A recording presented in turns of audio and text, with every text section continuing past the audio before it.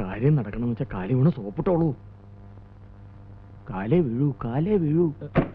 മുത്തശ്ശി എന്നോട് ക്ഷമിക്കൂ.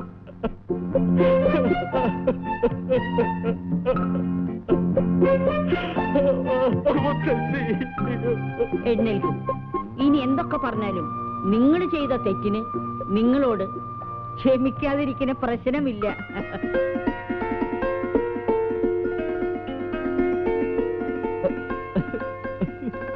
സമാധാനായില്ലേ? എഴുന്നേൽക്കൂ.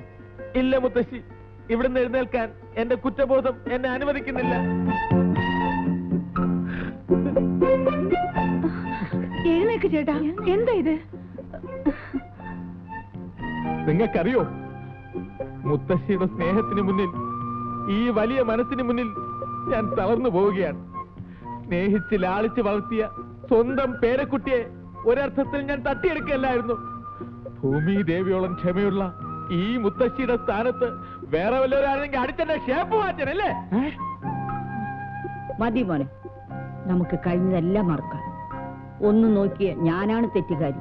അങ്ങനെ പറയരുത് മുത്തശ്ശി, ഞാനാണ് തെറ്റുകാരി. തെറ്റുകാരൻ? മുത്തശ്ശിക്ക് അറിയോ? വേണ്ട മോനെ, ഓരോന്ന് പറഞ്ഞ് എന്റെ മനസ്സിനെ വിഷമിപ്പിക്കാതെ. വരൂ, നമുക്ക് എന്തെങ്കിലും കഴിച്ചിട്ട് ബാക്കി കാര്യം. ഊണിന് എന്തൊക്കെ ഉണ്ടാവും? എല്ലാം ഉണ്ട്. മാമ്പഴ പുളിശ്ശേരി ഉണ്ട്, അവിയലുണ്ട്, സാമ്പാറുണ്ട്, എല്ലാം ഉണ്ട് മോനെ.